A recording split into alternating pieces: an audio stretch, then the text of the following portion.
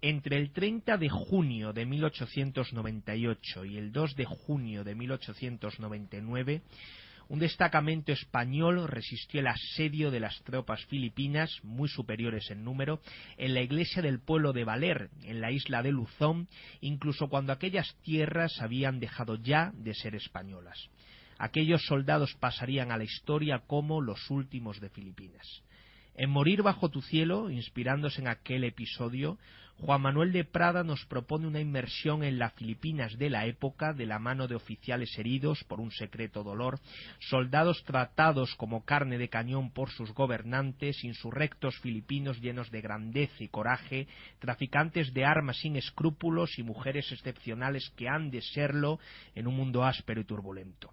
El lector los acompañará en sus batallas físicas y dialécticas por cuarteles y palacios, fumaderos de opio y lupanares, selvas acechadas por los feroces ilongotes, manglares infestados de caimanes y haciendas donde aún se respira el perfume de la Arcadia, antes de confluir todos en Valer, donde los aguarda su destino. Morir bajo tu cielo, publicado en Espasa, la última novela de Juan Manuel de Prada. Buenos días, Juan Manuel, y muchísimas gracias por venir a Periodista Digital. Muy buenos días, Lorenzo, es un placer. Algún crítico ha comentado que Morir bajo tu cielo es tu mejor novela desde Las máscaras del héroe. No sé tú cómo la... Bueno, yo no me atrevería a decir. Naturalmente uno siempre se identifica más con lo último que ha escrito. Esto es algo natural. ¿Por qué? Porque está más próximo a tu mundo en ese momento, ¿no? Desde luego yo lo que sí puedo decir es que en esta novela he puesto toda la carne en el asador, pero también es verdad que la pongo en todas. Si de algo puedo enorgullecerme, no es de los libros que he escrito, sino del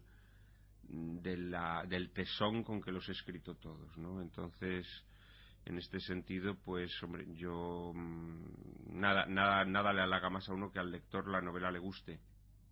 Pero es una novela en la que, por supuesto, he dejado todo, pero como en otras también, ¿no? Por supuesto, unas veces acierta uno más y otras menos. Es una novela con una intensa pulsión narrativa.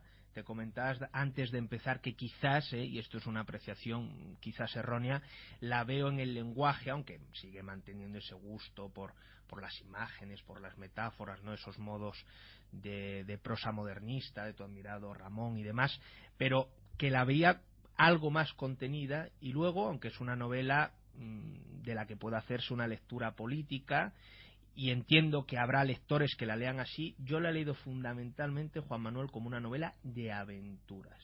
Sí, yo creo que tiene muchos niveles de lectura y todos son igualmente válidos, pero desde luego la novela, sí, yo la definiría como novela épica en donde el peso de la literatura de aventuras es grande, aunque naturalmente es una novela que tiene también aspectos de novela política, indudablemente, porque claro, está retratando un periodo de la historia muy turbulento y en donde había unas ideas políticas en liza, del mismo modo que había unas ideas religiosas en liza, etcétera, etcétera. Pero sí, me parece una apreciación correcta, ¿no? Es una novela de aventuras o una novela épica, en el sentido amplio de la palabra. Y desde luego es lógico que con lo que aquí se cuenta, el desastre del 98, la pérdida de Filipinas y demás, también a veces oigo el rum rum pues de nuestros escritores maravillosos del 98, ¿no? Veo a Baroja, veo a Zorín. Sin duda, Unamuno. Sí. Sin duda, es natural, claro, estás recreando un poco el clima intelectual de aquel momento y evidentemente esta es una novela, ¿no? Lo decía yo en la presentación que hicimos en Madrid, es una novela en donde el tema del dolor de España, que es un tema que parece como que ya da vergüenza tocarlo, pues se toca abiertamente, que era un tema muy querido, ¿no?, de los escritores del 98, ¿no? Y ciertamente esa influencia está muy presente, ¿no? El dolor de España, que además está encarnado en unos personajes que muchas veces, o la mayoría de las veces, también arrastran unas tragedias personales durísimas, ¿no? La muerte de la mujer y de la hija, en el caso del capitán Las Morenas, ese distanciamiento, que está además muy bien contado y muy bellamente contado, ¿no? Ese distanciamiento de su mujer, del matrimonio, y que está un poco redimido por el amor a su hijo, ¿no? Eso que se comenta que es muy bonito, uno empieza a morirse cuando ya deja de sorprenderse por las cosas y la cercanía de mi hijo me hace estar vivo, ¿no? Efectivamente. Sí, he procurado que los personajes tuvieran encarnadura. Realmente tanto los personajes reales o basados en personajes reales como los totalmente ficticios he querido que tuviesen una, digámoslo así, una genealogía como tales, ¿no? Y que tuvieran problemas y conflictos personales de conciencia fuertes. Y efectivamente a todos los he dotado de un pasado, digámoslo así, ¿no? Un pasado que tienen que arrastrar, con el que tienen que aprender a convivir, y que de alguna manera, para mí era lo más importante. Una medida que se va haciendo viejo como escritor. Me decías antes que crees que el estilo está más contenido. No lo sé, realmente esas cosas uno no las hace, digamos, conscientemente, ¿no? Lo que sí hace conscientemente es darle cada vez más importancia a los personajes. Al final la literatura, ¿qué es lo que la literatura nos da? Pues la literatura nos da una especie como de luz más o menos fugaz, más o menos borrosa sobre la naturaleza humana, sobre la verdad humana, ¿no? ¿Qué es lo específicamente humano? Leemos libros para aprender a vivir, en realidad, ¿no? Y en este sentido creo que el tratamiento de los personajes es algo importantísimo. Entonces yo en esta novela me he esforzado especialmente en este aspecto, ¿no? En hacer personajes potentes, personajes con los que el lector pueda identificarse, pueda amarlos, pueda odiarlos. Esto para mí cada vez es más importante como escritor. Mi personaje favorito de la novela, me figuro que el de otra mucha gente que la haya leído, es el del capitán Las Morenas, ¿no? El de Las Morenas. Las Morenas es un personaje muy querido para mí. Sí. También Sor Lucía. Sor Lucía me hace mucha gracia también, y me recuerda, que ya sé que se lo han comentado en alguna entrevista, pero es que es verdad, a Catherine Hepburn, ¿no? A Audrey perdón. Audrey Hepburn, sí. A la bella Bueno, también podría. Pero bueno, tiene también... Sí, porque hay una relación entre ella y Novicio que es muy parecida a la de Catherine Hepburn y Humphrey Bogart en La Reina de África, por ejemplo. Efectivamente. O sea que sí, también a Catherine Hepburn está bien visto. Pero bueno, físicamente yo mientras escribía la novela me la imaginaba como Audrey Hepburn, que fue mi amor platónico de adolescencia, de juventud, bueno, y de madurez, o sea, sigue siéndolo. Hablaba de esa escena maravillosa en Desayuno en Tiffany's, ¿no? Que está tocando el ukelele y cantando, que parece ser que querían cortársela, quitarla del montaje, y ella dijo que como la quitaran del montaje... Es mítica, claro. Eso es preciosa, ¿no? Habla de los personajes. Yo creo que cuando uno tiene unos personajes interesantes, por un lado tiene prácticamente la novela hecha, o gran parte de la novela hecha, y luego por otro lado cuando consigues que el lector se quede prendado de esos personajes, pues todo lo demás viene, diciéndolo en fin un poco de forma sencilla, como rodado, ¿no? Porque todo lo que le suceda a esos personajes y todo lo que digan esos personajes por fuerza te va a interesar, ¿no? Indudablemente. Yo creo que los personajes es lo que hace la literatura grande. Es decir, nosotros a los grandes maestros los recordamos por los personajes que crearon. A Víctor Hugo lo recordamos porque creó a Jean Valjean, o porque creó a Esmeralda y a Quasimodo, y recordamos a Dostoyevsky porque creó a Raskolnikov y a Sonia, y recordamos a Tolstoy porque creó a Ana Karenina, y recordamos naturalmente a Cervantes porque creó a Don Quijote y a Sancho. Creó personajes que se salen del papel y que están hechos de sangre y de carne y de alma, ¿no? Y en este sentido yo creo que eso es lo más importante en literatura, ciertamente.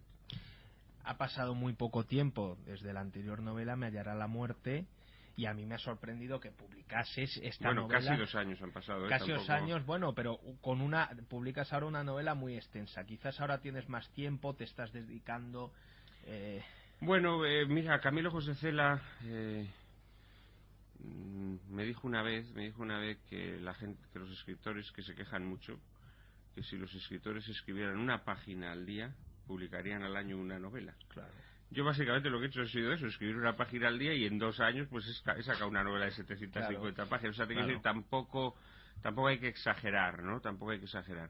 Pero sí, ciertamente me estoy dedicando mucho más a la literatura. Yo tuve una época muy turbulenta en mi vida, circunstancias biográficas que no vienen al caso, que me hicieron llegar a pensar que iba a dejar de escribir. Yo estuve durante 3 años en los que no escribí.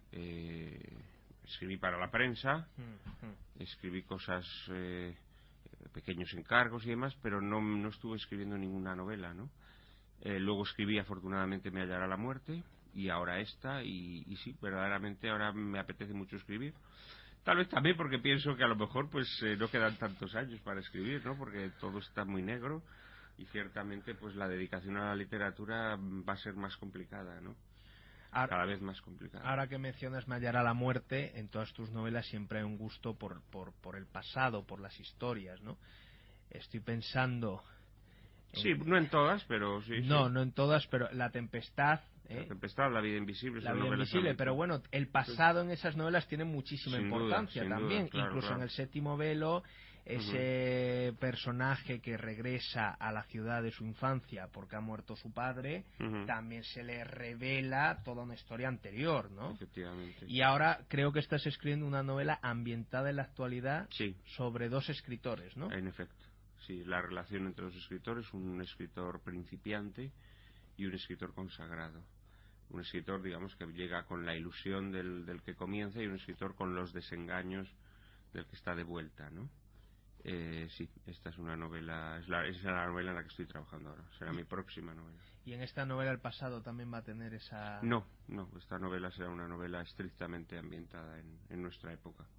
Las razones que das en la novela sobre la pérdida de Filipinas las achacas a la masonería, a la presencia de Estados Unidos, pero también, y esos son pasajes que me han gustado mucho, a la enorme negligencia de España hacia sus provincias, ¿no? Y de los gobernantes españoles. De los gobernantes de los españoles hacia sus provincias, sí. Que se ve además muy claro en esos parlamentos iniciales que tiene el capitán Las Morenas en esa fiesta, cuando empieza a decir que es una vergüenza que la gente que pueda pagar en fin, salgan, no tengan obligación. Sí, los ricos pagando una cuota se libraban de ir a la guerra. De ir a la guerra. Se habla de que cómo van a defender los filipinos esa provincia si no se les involucra en la vida de... La administración estaba casi cerrada a los nativos filipinos. Sí, verdaderamente los gobiernos de la Restauración fueron calamitosos, lamentables, y bueno, realmente entregaron Filipinas por muchas razones. Primero, porque no se supieron ganar a los nativos.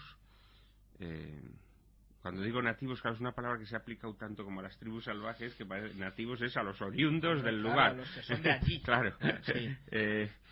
Y luego, pues verdaderamente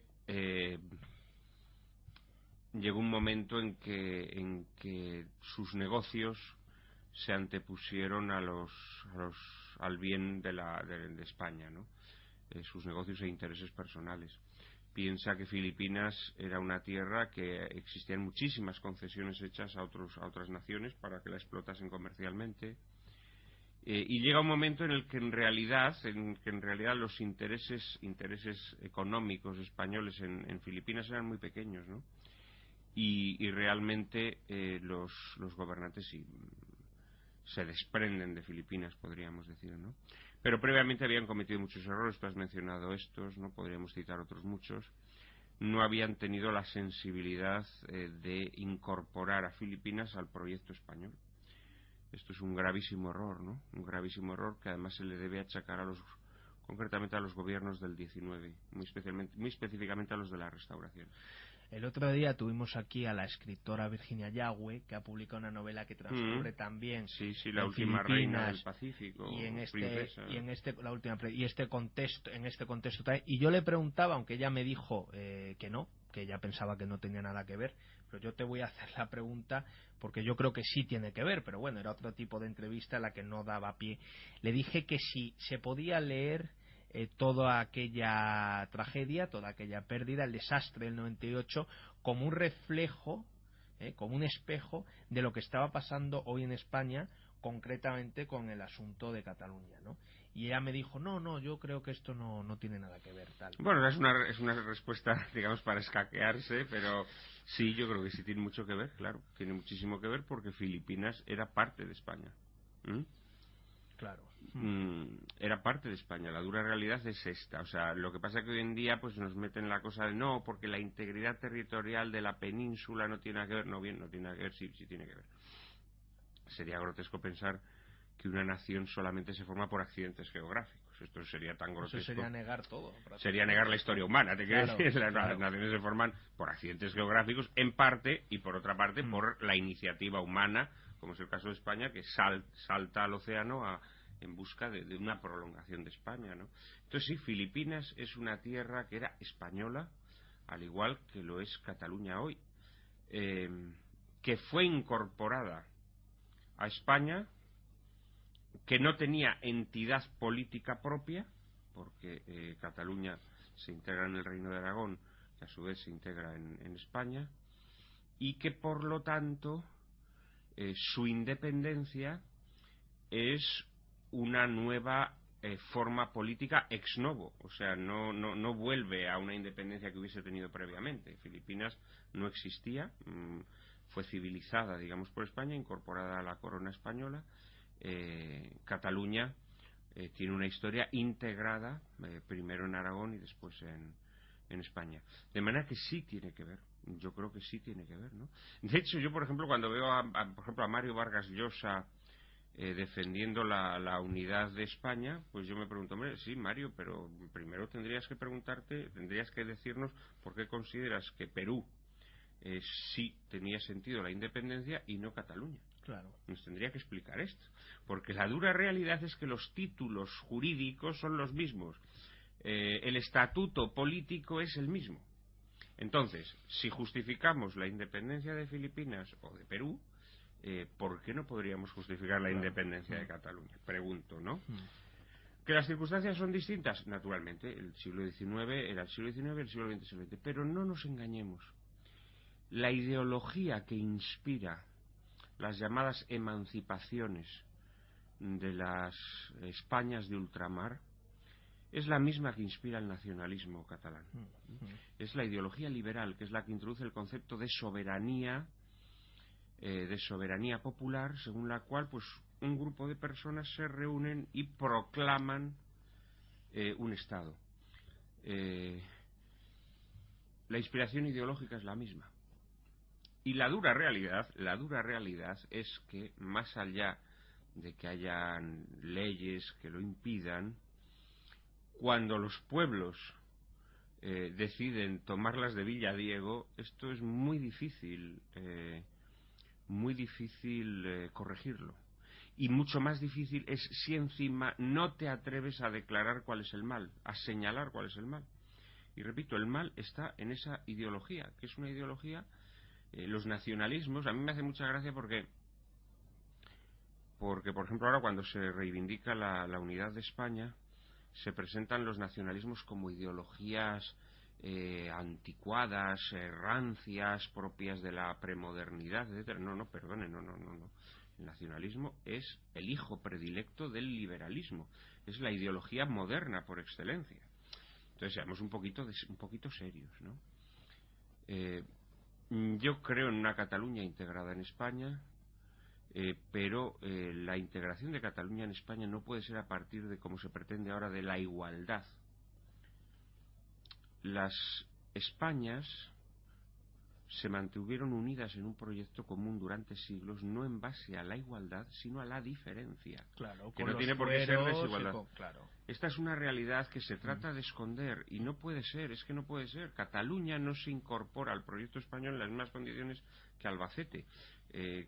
Albacete me parece que merece todo, pero lo que te quiero decir es que hay unas circunstancias, porque si no caemos, vamos a ver, a los nacionalistas se les acusa de negar la historia.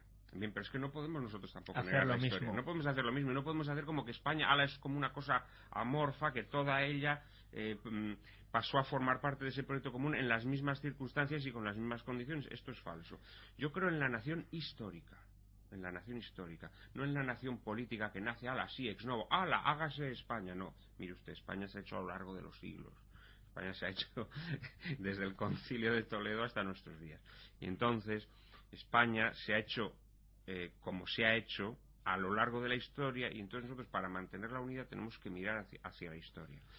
Entonces yo creo que en Filipinas se cometió ese error, se cometió el error de no reconocer los valores filipinos, de no reconocer a la gente valiosa y llena de méritos que había en Filipinas, a las que se le puteaba todo lo que se podía. El ejemplo de José Rizal es evidente, un hombre con un talento extraordinario que nunca encontró acomodo y era un hombre que no quería la independencia de Filipinas, ¿no?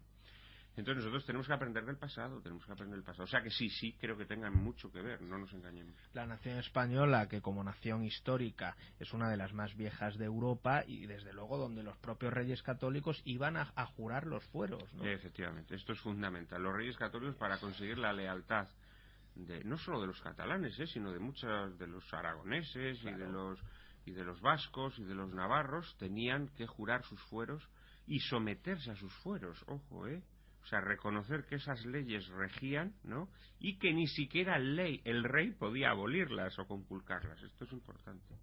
Entonces, ¿tú piensas a lo mejor que la solución, pregunto, podría estar en una España federal o en otro tipo Bueno, esto ya sería muy complicado. Vamos a ver, no, yo creo que la solución está, lo que pasa es que hoy en día esto es impensable, pero a lo mejor dentro de 50 años no lo es. Es decir, yo creo que las naciones se forman sobre una idea, y Menéndez Pelayo lo dice en el célebre epílogo de la historia de los heterodoxos españoles, en donde él se propone hacer una historia de la literatura española de los no católicos, ¿no? Y entonces pues dedica 2 grandes tomos y al final la conclusión que llega es que dice, miren, pues he hecho esta historia, pero la dura realidad es que esta historia no explica España, porque estas personalidades son personalidades irrelevantes, menores, marginales, y la realidad es que lo que da forma a la literatura española, a la cultura española, a la historia española y a España es la religión católica. Esto lo dice Menéndez Pelayo. Esto naturalmente es una cosa que hoy en día es tabú decirlo, pero él lo dice, la unidad y la fortaleza a España se las dio la religión católica, y cuando ésta desaparezca, dice, a España no le quedará más destino que volver a los reinos de taifas y a ser disputa, no sé cómo dice, de la rapiña de naciones extranjeras. Bueno, esto, la dura realidad es que se está dando. Entonces España primero tiene que recuperarse como proyecto. ¿Hay algún proyecto en España? Mi pregunta es esta. Porque claro, cuando a los catalanes se les dice, no, tenéis que quedaros en España, ¿qué razones se les dan? Económicas. No, porque es que si os vais de España vais a ser más pobres. Hombre, esto a mí me recuerda como cuando a mí de niño me decían, oye, ¿tú de mayor qué quieres? Y yo decía, escritor. Y me decía, hombre, no seas escritor, sé notario, que ganas mucho más dinero. Joder, pues lo que haces es ratificarte en que quieres ser escritor, ¿no? Claro. O cuando te enamorabas de una chica pobre te decían, no, con esa chica no, que sus padres no tienen dinero, enamórate de la otra que es mucho más rica. Pues tú lo que hacías era enamorarte más de la pobre, evidentemente. Entonces esto me parece patético. ¿España qué le ofrece a Cataluña? No le ofrece nada, le ofrece dinero. Hombre, es una risa que España le ofrezca dinero tal y como está. Pero aparte es que aunque le ofreciera dinero, los catalanes que quieran independizarse no van a dejar de independizarse por esto. España tiene que tener un proyecto común. Entonces este proyecto común a España se lo dio la religión. Hay una cosa que, querámoslo o no, es así, y es que las naciones las forma la religión. Esto ha ocurrido, las naciones protestantes surgen con la religión protestante y las naciones católicas surgen con la religión católica, y desaparecen cuando desaparece la religión, porque las sociedades sin religión a la larga son invadidas por otras. Esto ocurre en Roma. Roma pierde su religión y Roma inmediatamente es absorbida. En España ocurre, los musulmanes, a medida que se van relajando en la religión, a medida que se van dejando de creer, pues van siendo vencidos por los cristianos. A Occidente hoy le está ocurriendo también. Y en este sentido yo pienso que, repito, aunque hoy en el mundo agnóstico o laicista en el que vivimos esto pueda parecer chocante o estrafalario, hay una vinculación a lo largo de la historia implacable entre la subsistencia de las naciones y la religión. Esto es un hecho, no es un argumento, quiero decir, es un hecho indiscutible. Ahora, nosotros podemos discutir y decir, no, pero las naciones se pueden mantener sin religión, se pueden mantener con falsas religiones o con sucedáneos religiosos. Hoy en día la democracia es un sucedáneo religioso. Pero hay una frase muy graciosa de Agustín de Foxá que dice que morir por la democracia es como morir por el sistema métrico decimal, ¿no? Es decir, que a lo largo de la historia la gente muere por aquellas cosas en las que cree muy profundamente, muere por su familia, muere por sus hijos, muere por la religión, pero morir por la democracia, o sea, aquí cuando nos lleguen los del Estado Islámico a rajarnos el cuello, ¿vamos a morir por la democracia? ¿Vamos a estar dispuestos a ofrecer batalla por la democracia? Lo dudo sinceramente. Has mencionado en 2 o 3 ocasiones como fuente inspiradora de todo esto al liberalismo, y en la novela el liberalismo no se escapa sin unas buenas collejas, ¿no? Bueno, yo es que creo que el liberalismo es la ideología moderna por excelencia, ¿no? Es más, pienso que el marxismo es un epifenómeno del liberalismo, es decir, el marxismo surge ante los abusos del liberalismo en el aspecto económico de forma muy evidente, como denuncia León XIII en su gran encíclica Rerum Novarum. El liberalismo de alguna manera es el fundador de las ideologías modernas, y de hecho en esta época, pues, curiosamente, pues había liberales moderados que más o menos pues terminan siendo un poco el equivalente a nuestros conservadores, y liberales progresistas que van a terminar siendo pues la izquierda, ¿no? Entonces sí, yo creo que el liberalismo es el gran acontecimiento de la modernidad, y yo creo que como tal pues tiene que ser discutido, ¿no? Como se discuten tantas otras cosas de la modernidad o de la posmodernidad que en realidad no son medulares, ¿no? Porque todo lo que ha venido después, yo te diría, repito, el marxismo por supuesto, pero también el nihilismo, el existencialismo y demás, todas estas corrientes filosóficas al final son hijas del liberalismo, no nos engañemos. Tampoco se escapa de alguna colleja cierto tipo de clero que prefiere estar con un buen plato de lentejas, ¿no? Sí, sin duda, sí, hay una crítica fuerte a los fariseos, ¿no? a la Iglesia que se arrima al poder, efectivamente, que es una tentación terrible de la Iglesia, y que en contra de lo que se piensa es una tentación que sobre todo se hace muy presente en la época en la que la Iglesia presuntamente está separada del Estado, lo cual es falso. Es decir, el Estado quiere de rodillas a la Iglesia porque el Estado se considera un poder omnímodo y no reconoce ningún otro poder, ni siquiera espiritual, y por lo tanto el Estado quiere a la Iglesia de rodillas. Una forma de tenerla de rodillas naturalmente es asignándole un presupuesto, que es lo que hacen precisamente los liberales en este momento.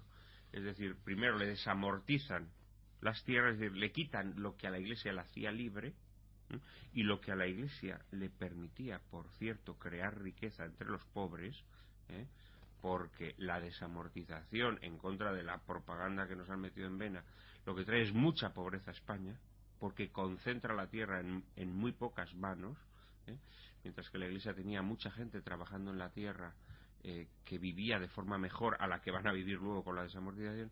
Y para compensar, el Estado lo que hace, a la Iglesia le quita su independencia que se la daba la tierra y le da dinero, la pone el presupuesto, le asigna el presupuesto del culto. Que en la novela hay un momento que el narrador dice: pero este cura prefería el dinero. Hombre, antes que hay que trabajar la tierra. Que trabajar la tierra, claro. Evidentemente los carlistas pretendían devolverle a la tierra, a la Iglesia, sus tierras, pero no darle ni un duro, entonces, claro, de alguna manera el Estado hace prisionera a la Iglesia. ¿Qué te parece el Papa Francisco?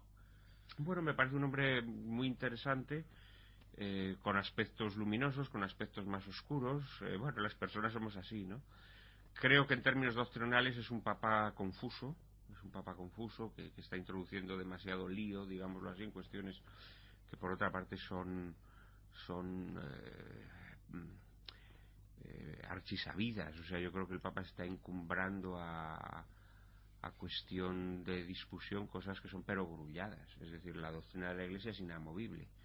Y tendrá que ser siempre la misma. En el momento en que cambie es porque era falsa. Claro. Esto Tertuliano lo decía, es decir, ¿dónde está el error? El error está en aquellas personas que cambian, que hoy te dicen blanco y mañana negro. O sea, la Iglesia no puede cambiar su doctrina. Sería tanto como reconocer que esa doctrina es falsa. Pero la Iglesia tiene que, pastoralmente, naturalmente, encarnar la doctrina, que es algo pues general, tiene que encarnarla en los casos particulares, ¿no? Esto es evidente, ¿no? O sea, una cosa es decir, por ejemplo, que el matrimonio es indisoluble, y otra cosa es atender las circunstancias concretas de las personas que sufren porque su matrimonio ha fracasado. Esto es una cosa que la Iglesia ha hecho toda la vida de Dios y que tendrá que seguir haciendo. Pero yo creo que este Papa, en torno a cuestiones que tendrían que ser naturales, está generando excesiva confusión. Y luego, en cambio, tiene aspectos muy positivos. Es decir, yo creo que este Papa ha desplazado un poco el foco de lo que es ser católico y de las respuestas que tiene ser católico hoy a la realidad de nuestro tiempo. Ha abierto mucho el abanico, ¿no? Ante cuestiones profundamente problemáticas, como por ejemplo el aborto, pues yo creo que en otros momentos anteriores la Iglesia estaba como muy cerrada a estas cuestiones, ¿no? Y todavía se percibe hoy, es decir, por ejemplo, cuando en los movimientos católicos contra el aborto hay una obsesión con centrarse en el aborto, cuando en realidad el aborto forma parte de una realidad social. Claro, gente que está cobrando sueldos miserables, gente que están trabajando todos los miembros de la familia fuera de casa a cambio de unos sueldos de miseria, y que viven en circunstancias verdaderamente oprobiosas, prácticamente en el umbral de la pobreza, pues claro, luego vete tú a decirles que no aborten. Primero te tienes que preocupar de que esa gente reciba un salario digno, de que haya unas condiciones laborales que no sean oprobiosas, ¿no? Y a esa gente ya le vas a poder decir con mucha más legitimidad, claro, que tenga hijos, ¿entiendes? Entonces yo creo que este Papa está abriendo el foco, está volviendo a introducir la cuestión social en el mapa de las inquietudes católicas. Está hablando de la cultura del descarte, está hablando de los pobres, de los marginados, está hablando del capitalismo como una estructura de pecado, y yo en este sentido me identifico mucho con él. Es verdad que a mí me gustaría un Papa con la claridad doctrinal de Benedicto XVI y la inquietud social del Papa Francisco, ¿no? Pero bueno, no se puede tener... Pero quizás eso ya sería Dios, ¿no? Bueno, no, fíjate, yo creo que esto era la grandeza de los papas de antaño. Ya. Los papas de antaño tenían esta grandeza, tenían una formación intelectual extraordinaria y al mismo tiempo un compromiso con los problemas sociales impresionante. O sea, cuando tú lees, por ejemplo, las encíclicas de León XIII, las encíclicas de Pío XI, verdaderamente es algo pasmoso cómo esos hombres, desde la ortodoxia más absoluta, tenían esta preocupación por la cuestión social, ¿no? Y esto se rompe, esto en la Iglesia se rompe.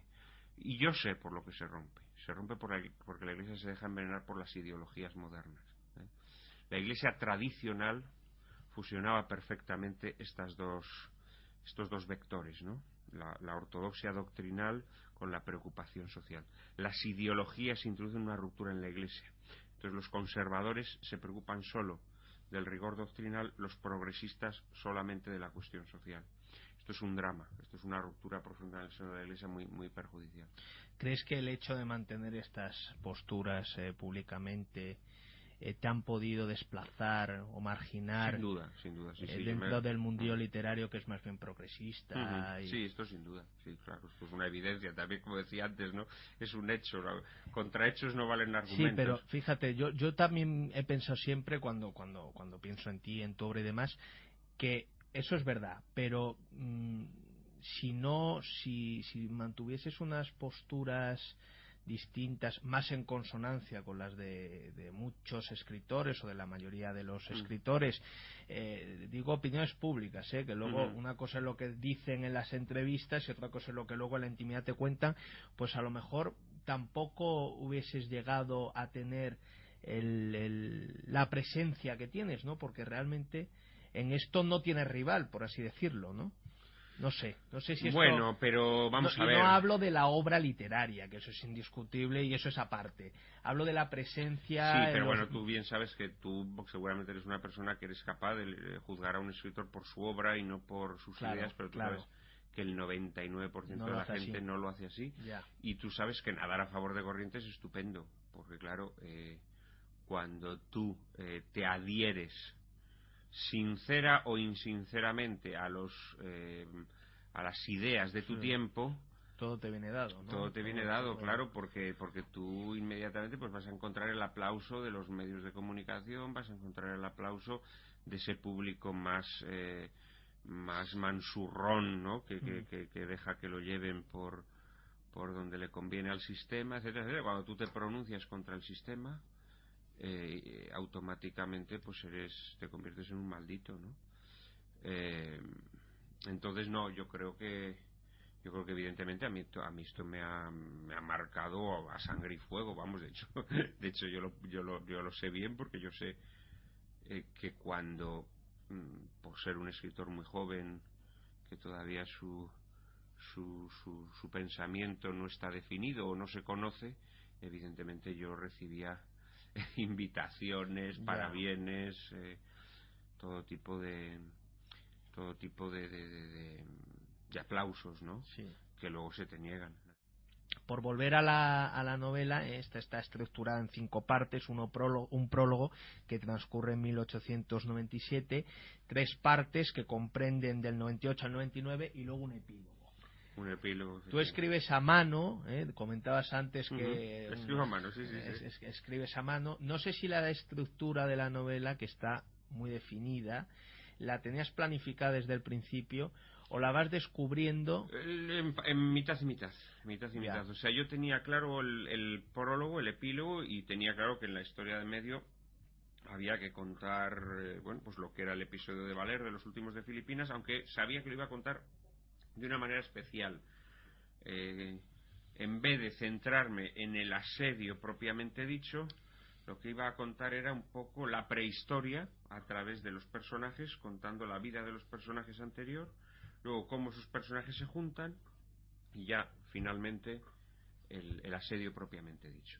O sea, yo sí tenía un gran croquis general, pero naturalmente no sabía lo que iba a ocurrir. O sea, yo por ejemplo no sabía pues que al final de la novela se iban a encontrar Sor Lucía y la mujer de las morenas, por poner un caso, ¿no? Eso es lo que yo pensaba. O no sabía muchísimas cosas. O sea, la novela, yo tenía un plano general y a medida que le iba escribiendo me iban surgiendo ideas que yo veía si convenían o no a la historia, ¿no?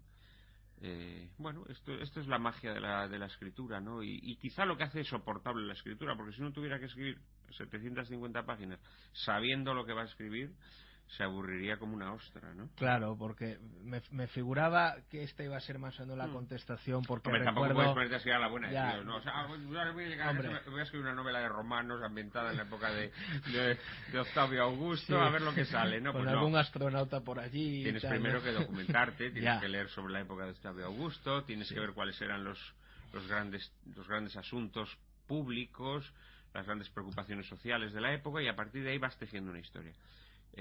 Yo efectivamente documenté muy bien la novela, conocía muy bien la historia y tenía más o menos clara, como te digo, este croquis general, y a partir de ahí ya te surgen muchísimas cosas que no pensabas en un principio. Es que recuerdo que Juan Manuel de Prada perdió una novela en la estación de autobuses de Zamora, creo que fue, ¿no? No, fue en la estación de Autobuses de Madrid, cuando viajaba a Zamora, cuando iba a ir a Zamora. Sí. Te robaron el portátil, un portátil con una novela dentro. Con una novela dentro, y entonces recuerdo que escribiste un artículo muy bonito acerca de eso y decías: nunca me he sentado a volver a escribir esa novela, porque como ya sé lo que ocurre, me aburriría como una ostra, ¿no? Claro, efectivamente. Por eso te he hecho esta pregunta. Para mí escribir es descubrirte a ti mismo, y en este sentido he de decirte que sí, que lo que me gusta es cuando me siento, naturalmente, tener unas coordenadas, sobre todo moverme con conocimiento en el ambiente que estoy describiendo. Por eso para mí, sobre todo cuando escribes una novela ambientada en el pasado, es muy importante conocer muy bien la época, conocer muy bien las atmósferas en las que te desenvuelves. Y a partir de ahí, ser libre para inventar, incluso para transgredir la historia, incluso para transgredir la historia, pero sabiendo que la transgredes. Cuando no sabes si la estás transgrediendo o no, es cuando te mueves con dubitación, y eso se nota en la escritura. Tu maestro, uno de tus maestros, Pere Ferrer, enorme poeta, ha dicho que esta novela evoca a John Ford, que para mí es, y me figuro que para ti también, el gran cineasta. Sin duda, sin duda. Siempre digo que cuando uno empieza a ver cine, le gusta Kubrick, después le gusta Hitchcock, y cuando ya te gusta John Ford es que ya sabes de cine, ¿no? Efectivamente, sí. Pues, y esto me lleva a una serie de cuestiones. Tú eres un cinéfilo y cinéfago, insomnio, empedernido y demás. Has hecho, además de colaborar y de presentar y de dirigir un programa de cine, has hecho algunos papeles, estoy recordando, en Historia de un beso de Garci. Apareces como periodista, sí, he hecho varios, sí. Y luego en la serie esta de que fue de Jorge Sanz, haces de ti mismo en una intervención divertidísima cuando le preguntas a Jorge Sanz que se ha ido a Carranque de Río y demás, ¿no? Hace tiempo me enteré que tú habías escrito con Garci un guión a cuatro manos sobre los últimos de Filipinas, y de hecho Garci aparece en los agradecimientos de la novela. ¿De aquel guión en parte surge esta historia? Sí, surge, pero bueno, eso fue una cosa que hice hace casi 15 años, y digamos que ahí nació mi interés, por Filipinas y por la independencia de Filipinas. Pero bueno, la novela es muy distinta. ¿Y qué ha sido de ese guión? Pues nada, ese guión nunca... Yo he escrito 5 guiones, que no se han... Ninguno se ha hecho. Qué pena. Ninguno se ha hecho. Uno además lo he hecho recientemente, todavía quizá hay alguna posibilidad, pero el mundo del cine es un mundo muy, muy complicado. Luego, por otra parte, esto la gente no es consciente, pero el cine y la literatura tienen muy poco que ver. El cine le concede importancia a cosas que la literatura pasa sobre ellas de puntillas y viceversa. Piensa, por ejemplo, en todas las adaptaciones que se han hecho del Quijote. Algunas de grandes cineastas. Pienso en Pabst, en Kosinchev, el ruso. Estas películas a lo que más importancia le conceden es a los decorados, al vestuario. Intentan crear unos interiores que imiten la pintura clásica española, el pintoresquismo típico español, etcétera, etcétera. Cuando tú lees el Quijote, Don Quijote es que Cervantes no hace descripciones. Claro. O sea, Don Quijote y Sancho van por la llanura manchega o por las escabrosidades de Sierra Morena, pero es que Cervantes no te las está describiendo, porque a Cervantes le importan un pito. Entonces, claro. El cine y la literatura son muy distintos, ¿sabes? Y lo que vale para el cine no vale para la literatura y viceversa. Bueno, quizá porque, claro, la literatura tiene un componente psicológico muy alto, y en el cine eso es muy difícil de plasmar, claro, ¿no? muy difícil. Por eso es tan difícil utilizar la voz en off, entre otras cosas. Efectivamente. Bien, ¿no? Entonces, no, yo creo que son mundos muy distintos, y mis experiencias con el cine, pues la verdad han sido siempre más bien negativas. Hablábamos antes de que estás escribiendo una novela ambientada en la actualidad sobre dos escritores, un veterano y un chico que empieza, un principiante. Tú eres un amante de la literatura norteamericana, haces crítica en el Cultural del ABC, has hablado muchas veces de Cormac McCarthy, de Paul Auster, de Richard Ford y demás. ¿Sigues la literatura española actual? Pues mira, te he de confesar que no. La verdad es que en los últimos años, los últimos 4 años, las 2 últimas novelas que he escrito han sido tan intensas y me han seguido tantas lecturas que la verdad es que sobre todo he leído para estos libros, ¿no? He leído a los amigos que me dan sus libros, naturalmente, pero no la he seguido a fondo. ¿Los amigos qué escritores son? Pues muy diversos, un escritor al que he leído mucho en los últimos años porque tengo con él gran amistad y me parece un escritor soberbio y un poeta, uno de los grandes poetas españoles del momento, Joaquín Pérez Azaustre, por ejemplo, que además su última novela, Los nadadores, me parece muy, muy buena novela. Muy bien, sí, que van desapareciendo las... Sí. Mira, un escritor desconocido, secreto, pero un grandísimo escritor, Enrique Álvarez, un escritor leonés afincado en Santander, que acaba de publicar un libro de relatos extraordinarios, Soñar en serio. Qué bonito título, ¿eh? Soñar en serio. Sí. Es un libro excepcional, publicado por Ediciones Valnera, una editorial de allí, de Santander. Y he leído sobre todo, como te digo, a los amigos. Pero no, lo que es la literatura española, la última media docena de años, me atrevería a decir, apenas he leído casi nada. O sea, las novelas, por ejemplo, de Chirves, de Landero, de Javier Marías, todos estos escritores. Los he leído algunos anteriormente. Claro, anteriormente. Comienza porque ya son. Pero he vivido muy centrado, lo cual no quiere decir que no vuelva a leer un poco literatura española actual, ¿no? Precisamente ahora que voy a escribir una novela de escritores actuales españoles, pues mira, a lo mejor me puedo dedicar a esto, ¿no?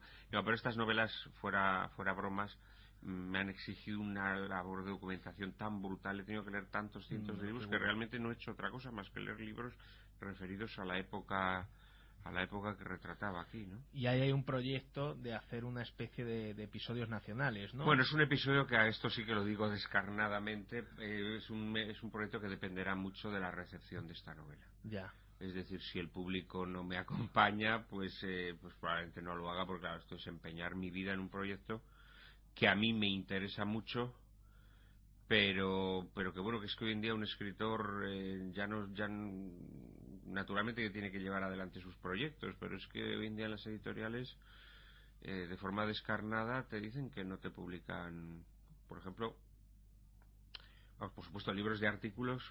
Hoy en día es impensable que te los publique una editorial comercial, ¿no? Pero es que ya incluso libros de cuentos. Claro, eso es una pena, ¿eh? Esto es un drama. Yo pena. creo que las cosas tienen que cambiar, porque las editoriales se están metiendo en un camino, a mi modo de ver, demente, absolutamente demente, publicando libros basura simplemente por conseguir unas ventas.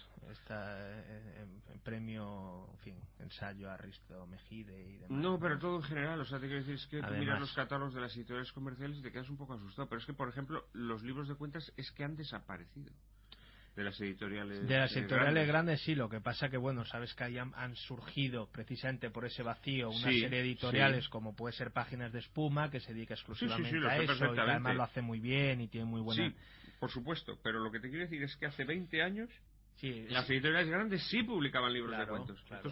Esto es algo terrible, o sea, esto es un deslizamiento, o sea, las editoriales grandes de repente ¿qué están publicando? Están publicando libros que no son literatura, que no se sabe lo que son libros oportunistas simplemente porque el que los escribe es famoso, pero hombre, es un criterio un poco loco. Las editoriales grandes están publicando, y no siempre, a los autores que ya tenéis una trayectoria consolidada y reconocimiento y demás, y digo no siempre, porque hay autores prestigiosos, con recorrido, que ya tienen dificultades para publicar. Muchas dificultades, y que se ofrecen a editoriales pequeñas. Y luego, claro, todo este tipo de literatura, bueno, por llamarlo de alguna manera, ¿no?, de presentadores de televisión. Pero yo esto no le veo futuro, porque esto, ¿sabes lo que pasa? Esto sigue a la caza de un público fácil, es decir, el público fan de tal o cual personaje. Pero es que no se engañen las grandes editoriales, ese público no es lector, y por lo tanto no vas a conseguir que luego te compre otro libro, no, porque él va a seguir esperando el libro de la folclórica o petarda. Sí. Claro, entonces esto a mí me parece pan para hoy y ni siquiera. Y ya no solo hambre, sino extinción para mañana, porque tú lo que tienes es que formar un público que te sea fiel y que espere un libro de tu editorial como agua de mayo, ¿no? Y luego, así como en los años 90 los lectores seguían la literatura española, hoy hay una desafección grande hacia la literatura española, y tú mismo reconoces aquí, y muchos otros. No, pero yo te confesaré porque que has estado inmerso y tal, no porque no pienses que no haya calidad. Pero sí sabes que seguro que hay compañeros tuyos que te han dicho, yo es que mala es la literatura española, yo no la sé. No, pero a mí eso me parece grotesco. Totalmente. Yo lo que sí que creo que hay que conciliar la lectura de los clásicos con la lectura de los contemporáneos. Eso sí, yo creo que un lector que no lee contemporáneos o que no lee clásicos no es un buen lector. Entonces yo creo que hay que esmerarse, pues eso, en combinar a los grandes maestros con los escritores de hoy, sobre todo porque los grandes maestros son los que te dan argumentos de peso para enjuiciar a los escritores de hoy. Pero no, yo creo que hay que leer a los escritores de hoy, hay que leer a autores españoles. Esto que me cuentas efectivamente se ha producido en los últimos años, Es algo sorprendente. Que lo dicen las librerías, que es que no lo quieren los lectores la novela española. Esto es una cosa es terrible, surrealista. Es terrible. Surrealista porque las novelas extranjeras siempre van a ser peores por una sencilla razón. Porque la literatura se hace en el idioma de uno. Y las traducciones, por muy buenas que sean... No es igual. No es lo mismo. Claro, no es lo mismo. Claro. Entonces esto me parece un grave error. Sí. Bueno, Juan Manuel, pues ha sido un gusto. Ha sido un gustazo, ha sido un verdadero placer. Morir bajo tu cielo, la última novela de Juan Manuel de Prada, publicada en Espasa.